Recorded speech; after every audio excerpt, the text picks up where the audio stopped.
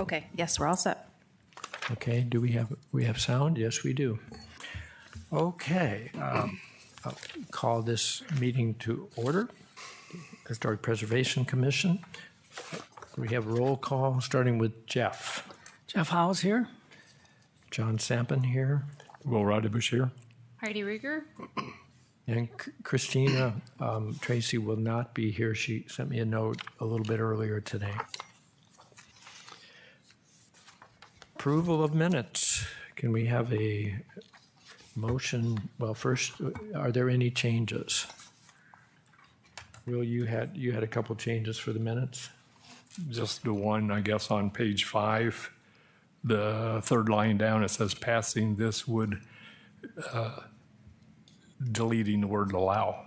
So it would read, passing this would help the neighborhood be maintained. And that was all. Any other changes? Heidi, are you okay? Minutes? Yeah, they're fine. Okay. Can we have a motion to approve? So moved. I'll second. Okay. All in favor? Aye. Okay.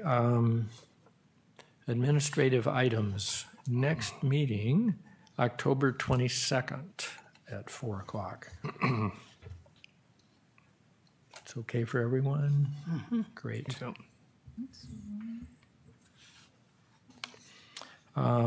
Any report from BG Song, Heidi? No, no, I haven't heard any. I mean, they have a meeting coming up October 15th. I won't be able to attend it. It's an all-day meeting. I'll be out of town. Okay, thank you.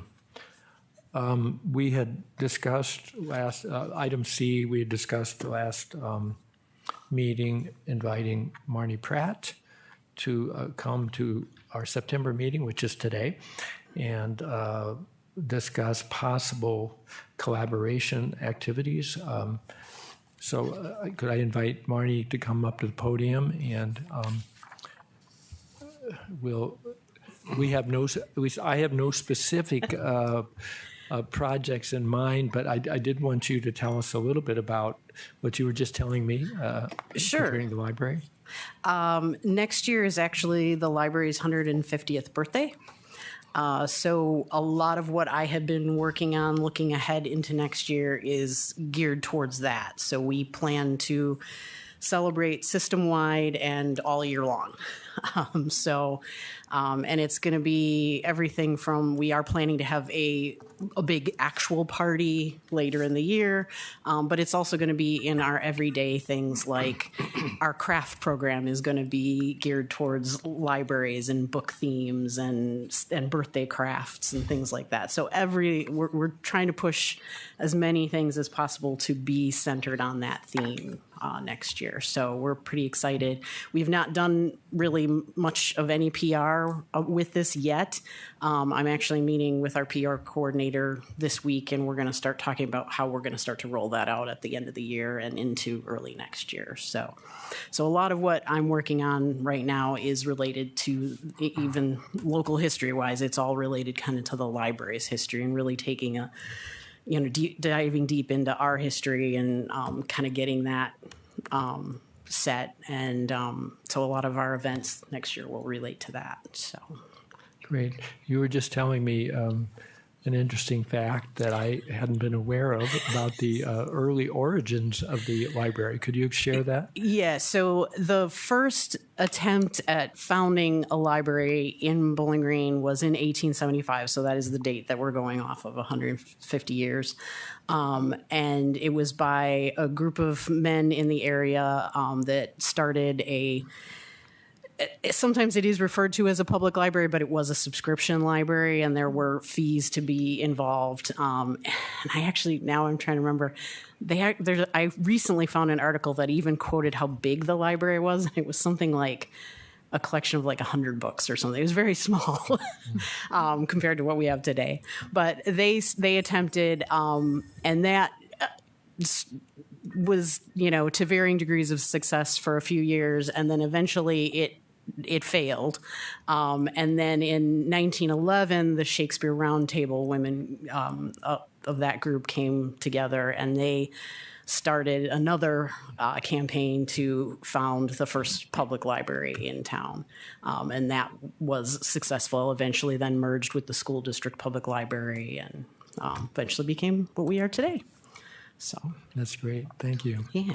Do you have, I know your walking tours have been very successful and you've done some terrific research on our city and are helping share that with all of us. Are there, besides our helping publicize the 100-year anniversary, are there things that you would like to have us help you with? You can be thinking about that. I can't really think of anything off the top of my head. We do appreciate the kind of cross PR that we've been doing.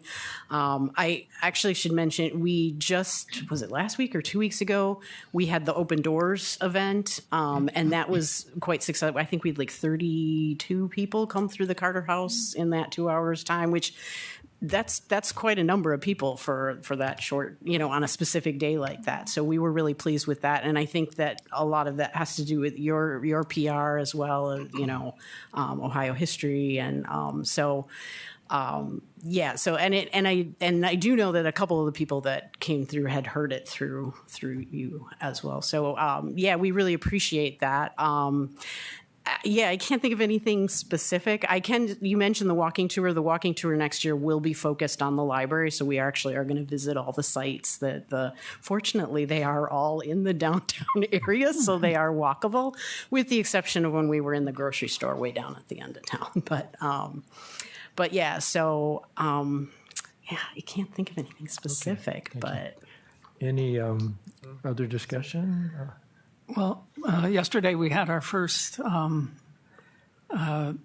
Your BG History meeting at Juniper, and there was good presence of the commission and the friends of the commission and the media, but there were no members of the public, and so we want to frame it in ways that will make it more attractive, maybe not tell them that they have to tell their stories when they come.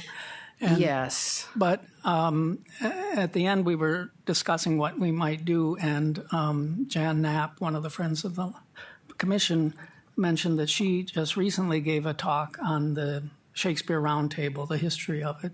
And so that might be a possibility for us to make one of our, we won't have another one till next year, to make one of our Tell Your BG, possibly with a different name, Tell Your BG History sessions. Maybe focus on that. Yeah, maybe if the sessions were like tell your history, and you at least initially were trying to invite people to do that, maybe that might be kind of a stepping stone. Right. So the library does have an oral history program, and we do record oral histories. And I feel what you're saying. Sometimes it is difficult to get people to want to do those. I think it's maybe a little intimidating, but. So you are recording those? We didn't record yesterday, but it's a good idea, I think, to do it in the future and to have a theme which then people can respond to, so they don't have to think they have to come with their stories ready to tell. Yeah. Okay. And can I ask, how are you archiving those then somehow, or we hadn't got that far. Okay, I understand that. That's the archivist brain in me, but I was just curious. It's a very good idea, and I'm glad you're urging us to, because it would be a shame. I mean, one of the reasons we're doing it is there's all that information out there coming from people. Right? Yeah. Okay. Cool. Great. Okay. Well, thank you very much, Yeah. Marnie. Thanks for inviting me. Appreciate your coming. I've added a couple extra items on the administrative items, but we should mention the presentation for the Rotary Club that we'll be doing. And I think Jeff and who else, Dick, are you involved in that? And Jan on October 31st, and then pretty much the same presentation, perhaps for Kiwanis Club on November 7th. Heather, you're presenting also, correct, on the Rotary and the Kiwanis So I thank can you do for, both or all the above, whatever works. And I'll be at the Kiwanis meeting anyway, so I can contribute if great. it looks good. Okay, we had discussed last meeting the $1,000 donation from the Boomtown organization when they kind of disbanded, and we had thought about using that money either for a signage project or for, Will had a different suggestion, and you want to just explain that again? I haven't checked into it yet. Okay.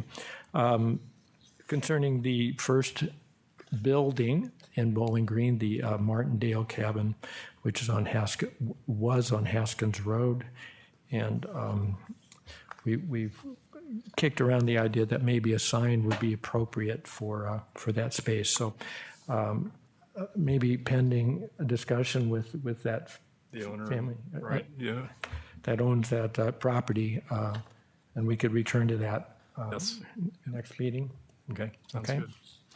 Great. Just a couple other quick things. We found one error in our signs. It was reported to us by Pat Limes, I believe to Heather, that the last BG high school class was 1964, not 1963 as printed on our sign.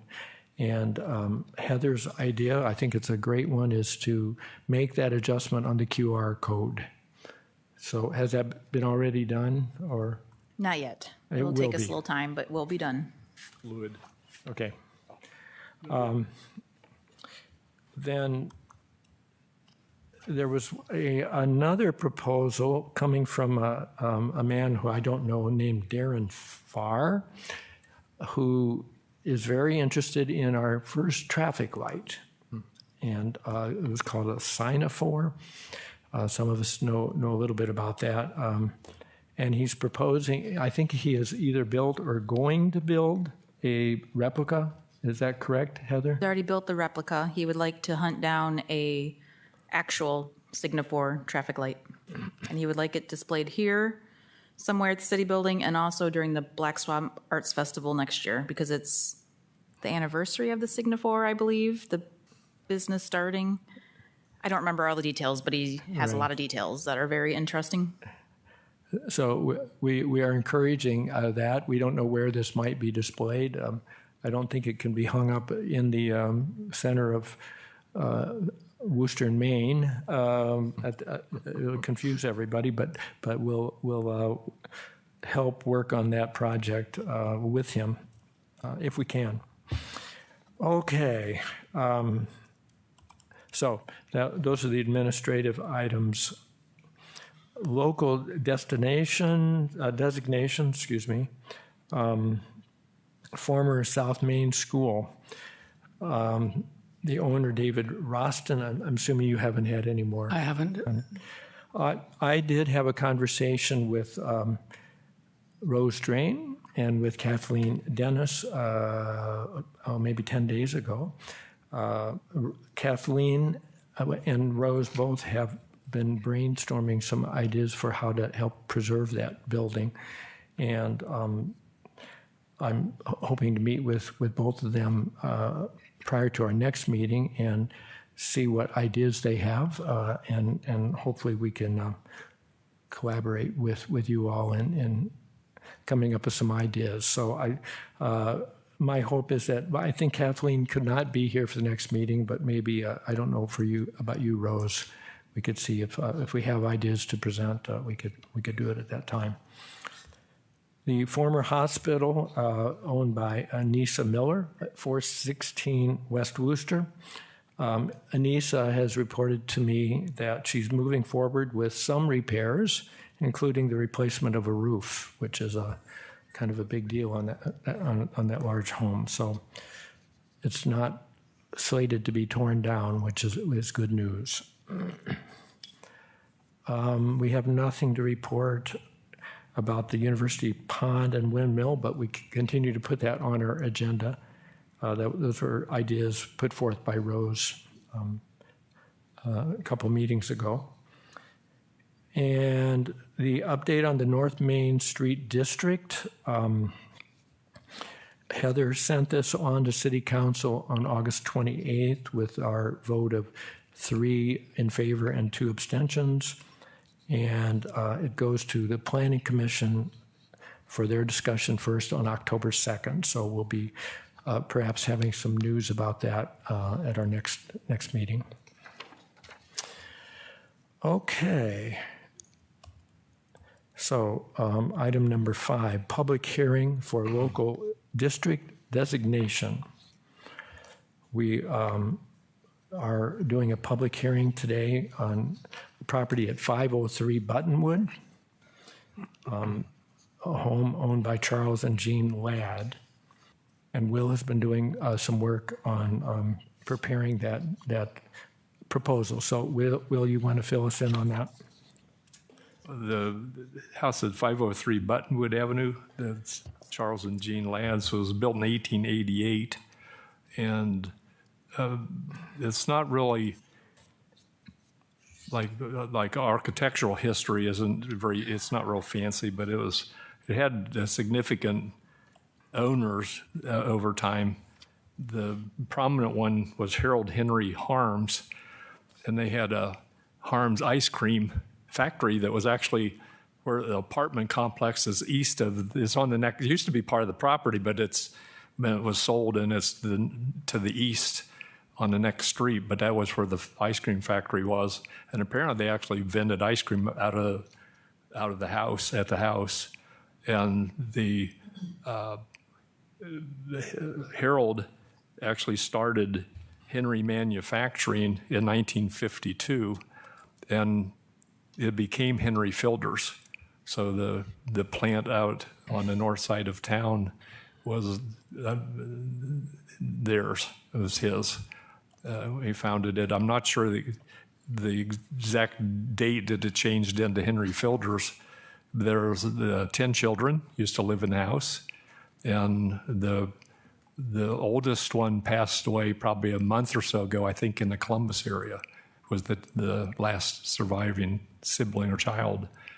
So it's been requested they would like it to be, the request for it to be a historically significant property, mainly because of the Harms family. And there's been a lot of other people have lived in there, but they're probably the most prominent. So it would just be a recommendation for it to go to City Council in the process of it being recognized. I thought they might be here today because they knew about the hearing, and so. We may have some people online that are watching and are curious about this. So we'll rather quickly go through this public hearing, and then we'll see if there's any discussion. This is our format that we will use. A public hearing is a meeting that provides the opportunity for public discussion regarding a local designation of a historic building, district, or site. The Historic Preservation Commission is required to conduct a public hearing and provide reasonable opportunity for all interested parties to express their opinions under such rules as the Commission may adopt for the purpose of governing proceedings of the hearings as authorized by our Section 158.06 of the Codified Ordinances. The hearing will include the reason for the request, public testimony, and deliberation by the Commission members. So Will has already briefly given us some reasons why this nomination is appropriate. The HPC is required to have at least one of 11 listed reasons why this might be on that designation. And of those 11, I can say for sure that it's at least 50 years old. Yes. And possesses historic significance. We need at least 2, right? 2, yes. So I was Need at looking like least number, two of the 11. in the ordinance, like number 1 and number 4. It's like at least 50 years old and is identified with a person Right. who influenced society. So we see no problem from meeting that criteria. So that pretty much is the requirements. I don't think we need to go into this too much more. We will now hear testimony from anyone who would like to speak for or against this proposal. And seeing no one coming up to the podium, we will assume that there is no problem proceeding. Any discussion by the commission? Well, I am in favor of it, and that is partly because within historic preservation, I lean not only toward the architectural, but to the historical, right? Right. What happened there, who did it, and how that's important. So I think buildings as the remaining tangible evidence of those kinds of historical events or achievements are important for that reason as well as for architectural distinction. In our rules, we are required to notify the owners in writing of any proposal, but they've already proposed to us. That's correct, so we don't need to do that. So, assuming that we have concluded our discussion on this topic, I would like to hear a vote in favor. Everyone on the commission in favor, please say aye. Does this need to be a voice vote like the one for the district? A motion and then a second. Right. Yeah. All right, well then we need a motion first, please. So I'd make a motion that we designate the property at 503 Buttonwood Avenue as historically significant and to pass this request on to City Council. I second. Okay. Discussion? No discussion? Okay, we're ready for a vote. So all those in favor No, we'll do it by name? by name. Okay, yeah. all right. Let's start with Heidi. Okay, yes, I'm in favor. Okay, Will Radovich, yes. John Sampson, yes. Jeff Howes, yes. Okay, thank you. So the recommendation will be passed on to, I assume, to the Planning Commission. City Council, and then they refer it. Okay. Good, thank you. So you'd modify the letter then, Heather, about the vote? Yes. Okay, Thank you. thank you. Okay. Friends of the HPC, this is item 6 on our agenda. And we want to especially thank Jeff and Heather for working very hard on this. We're coming up with some new ideas, and I don't know, you pass those on right to the whole committee? I will to the whole Okay. committee, yeah. Jeff has come up with a list of possible buildings for the future that we might consider for buildings of the month. At this point, and correct me if I'm wrong on this, we've just posted the BG Country Club that's been in the news for their 100 years old, right? It was not 150, just 100 years. That's for September. October will be the Hannah House. And who did we have author that? Was that you, Jeff? It was partly the current owners provided information. I added information and wrote up the thing. Heidi helped with editing it. And then I got information also from Drew Hanna about growing up there. Great. So we'll look forward to that. November will be a special article on the former glass factories in Bowling Green, and Jeff House has said he's having a lot of fun working on that. December, we hope will be either on the Painted Lady or by the Ivy Hall. Becky Mancuso students are one of the people at the university has her students working on a project with Painted Lady. Is that correct? Yes. We don't know when that's going to be done. So if it's not ready in time, Jeff and Dale Arnold will do a building of the month on Ivy Hall. And then January will be either Ivy Hall or the Painted Lady. We'll see. Depending on which one. February right now is slated for the tourist home. Yeah, depending. Yeah. And one that I forgot to mention in our discussion before the meeting by email was the Weinberger House. Were you talking to Margaret? No, I guess. Okay, I'm trying to think who. Oh, you proposed it. Okay, that I misunderstood. Well, that's a house that is a possibility. In addition, I wrote up a list of possible things just from my point of view. I go around looking, and so we'll add that one to the list. That's great. Okay, public relations and educational projects. Past workshops, events, Wood County District Public Library, genealogy chats happened on September 4th and 10th. Do we have pretty good turnout for that?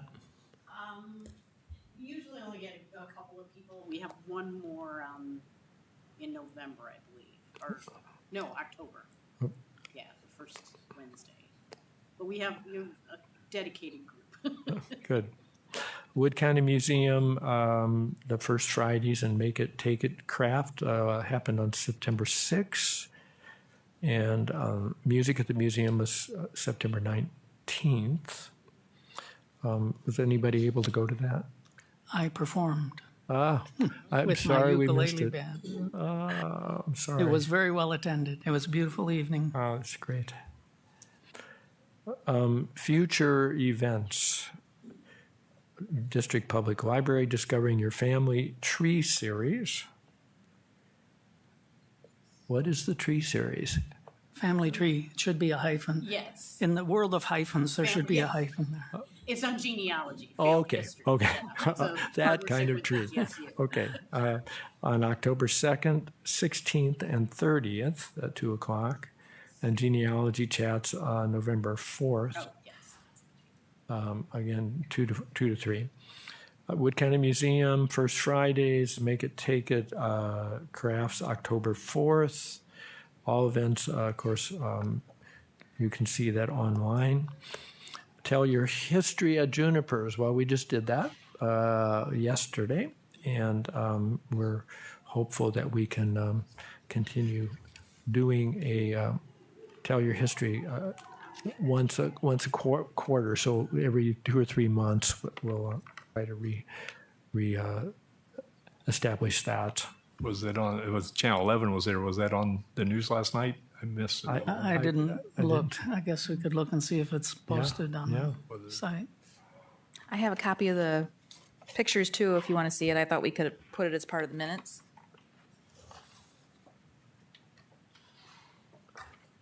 This is from the Of the presentation last night.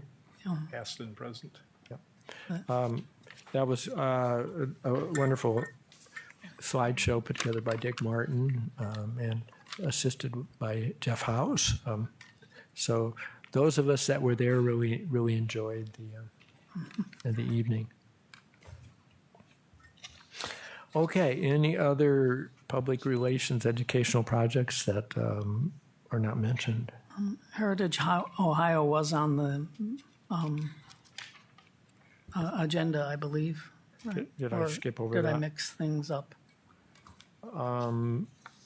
Preservation assessment workshops, or is that left over? No, that's correct. Yes. And was that one that you had attended, Heather? No, that's the one that I wrote you a memo and gave you information about, that you could host a session, sort of like the building doctor, but for downtown buildings only. And we get it at a significantly reduced rate, being a Heritage Ohio member. What was the workshop we did a couple of years ago where we had presenters from the state come down? That was called the building doctor. Okay. And that's done by the State Historic Preservation Office. This is done by Heritage Ohio. I thought I gave you the memo, but No, we did get it. You have it? email, Okay. yeah. so it's just something to discuss. I don't know if you want to consider that for a future event. Could you remind me, I did see your post, but I didn't read it very carefully. So can you tell us, would we apply for this, and when might this be available? I think the when would be more of a question after applying and seeing what their schedule looks like. I believe they covered, I can't remember, I have it in front of me. I think it was $2,500, but we would only have to pay maybe $500. And you need at least, I believe, 3 or 4 downtown building owners to participate to make it the minimum to be able to have the program. And again, it's just like building doctor. We had it for residential. This would be for downtown buildings only. So And they would would we- go inside, exterior, interior, take a look, and provide some maintenance types of advice. From what I understand, I'm not as familiar with it as I am with the building doctor. Would we have to identify the participating owners before we apply, or would the successful application be a way to? I think we Recruit should them. ask questions first to First, determine that. Is there a deadline on that, Heather? Do you recall? I don't believe so. I think it's just one of their, menus of tools that they offer members.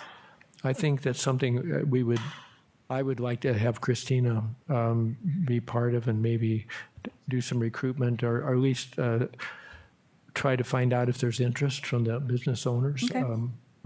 So could we put that on our agenda for next meeting and return to that? I think it's a good idea. Could we afford $500? Well, right now, we are working on our budget right now, so we would ask for that for likely 2025. Okay. And we still, again, have that $1,000 donation too. Actually, it's a little more than that, around $1,200. So that could be another option. Great. Okay, so we are at lobby discussion and visitation. Anyone have things to share? I think, Rose, I know you did. Dale, perhaps, maybe everybody.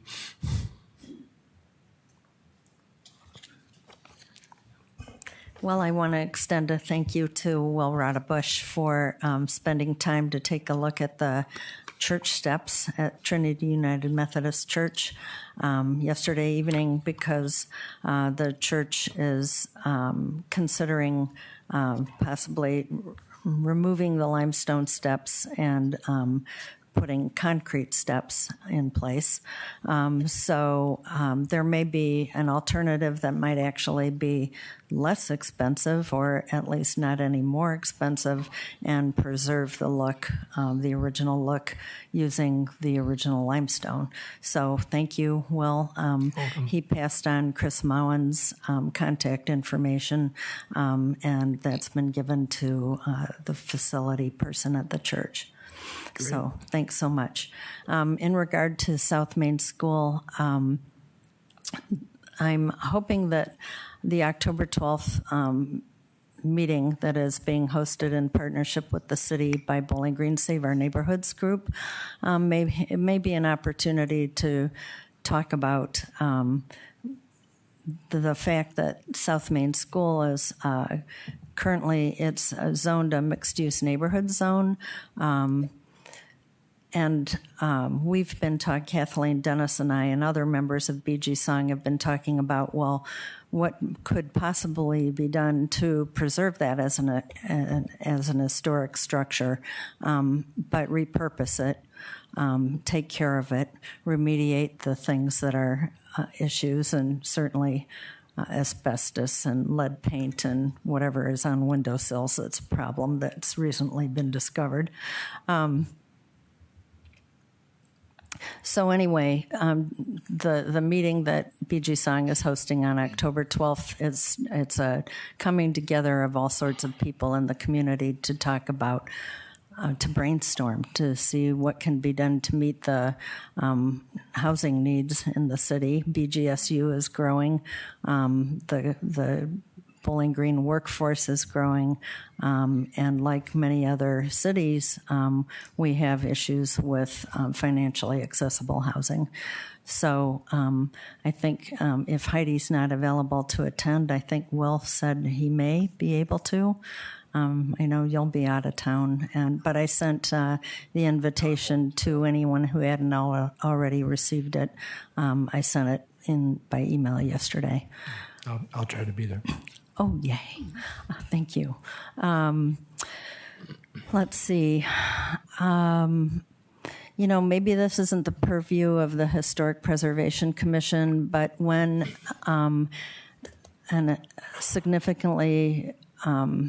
when a house with history is going to be sold, I wonder if there are ways in advance of a home being listed that outreach could be done. So that's just a bug to put in your heads. You're speaking about historic home? Yeah. So.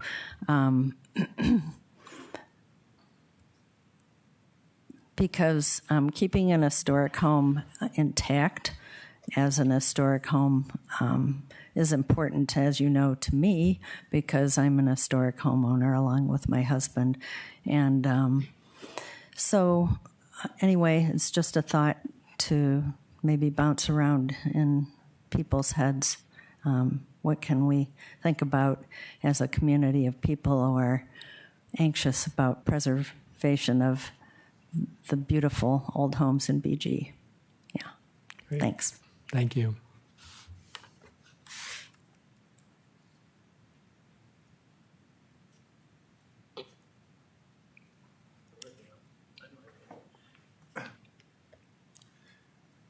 Not much to really report on, but we replaced a couple windows in our Masonic building.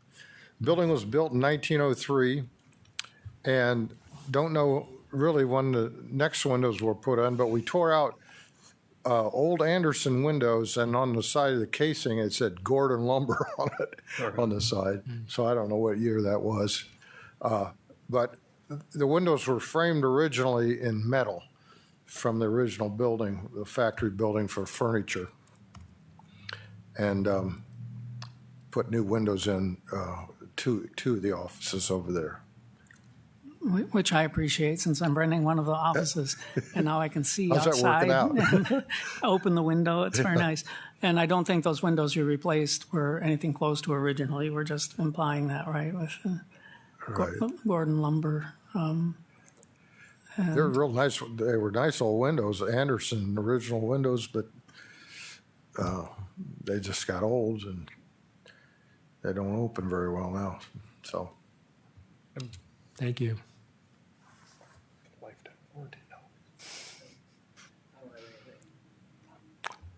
Okay. Any other final business from? I will just let you know, I sent you a grant opportunity for a transportation sign. And then I sent you the NAPC, the National Alliance of Preservation Commission's quarterly newsletter. And then I will be emailing you the Wood County, Ohio Genealogical Society newsletter, which I know Dick Martin is very involved with. And there is a article about the downtown signage project. So I thought you might want to see this. So I did bring it with, but again, I can email it too. Great. that reminds me that I said I would have an idea for the transportation sign, and I got involved with some other things and didn't write to the commission. My idea would be to put up a sign at a building that still represents the history of transportation. My first idea was to put it up where the old train station was on West Worcester, but then I looked at the fine print, and the building has to still exist. You can't just put one there for something that used to be there. I even had the idea of putting it at Arlen's because the train tracks ran right by there. But my other idea, and we'd have to move quickly because it's due next week, it would be to put something on or in front of either of those two downtown ticket offices, one on the first block of West Worcester on the south side, and one, I'm not sure which building it is on North Main in the first block. It's one of the first three, it's not the first one, one of the second or third building was a ticket office. So those were my ideas. It's kind of Ticket hard because they office. moved around the ticket offices. Yeah. So that might be a problem as well. Depends on how long they were there and so forth. For the train? For the travel? trains, there were lots, as we know from Heather's sign, there were lots of train lines coming through here. Yeah, Rose. So, the Greyhound bus station on Lehman is adjacent to the railroad tracks. Thank you for reminding me of that, because that was another idea I had. If you look on the 1888 aerial drawing map of Bowling Green, there's a little building right at that spot, and I think it might be the original one. I have not been able to find any history of that building, and I don't know if Dick is, or You're talking on Lehman, right? on Lehman, yeah, right by the tracks. Right, right now it's attached, not physically, but it's one of the offices of that building. There was a bus line out of there at one time, but I don't know if that's what it was built for. Oh. I don't. It might have been an outbuilding for one of the glass factories. That's how I came across It was that. also wasn't that BG motor car where they built trucks? Graham? Yeah, Built in. that was I always later. thought maybe it was some office or something for that. Yeah, we'd have to confirm that little building on the map is actually the one that's there now. Yeah. My son also rehearsed with one of his rock bands there a couple of decades ago. So. The interurban they were talking about, there were two on South Main. One where Grounds for Thought is, which Oh, shows okay. up in the picture where the interurban Right, stopped. right. And then the other one was in the Yankee Tabor Opera House Okay. before it burned, obviously. I think there's so much to look at that we won't get it done by next week. But if something like this comes up again, we've talked about. There's also was a folklore sign opportunity from the same foundation that was interesting.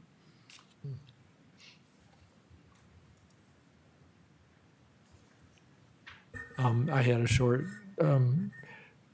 communication with Heather earlier about wondering if we were all signed out after our big signage project. But this, she reminded me this could be just one sign and would not be so expensive.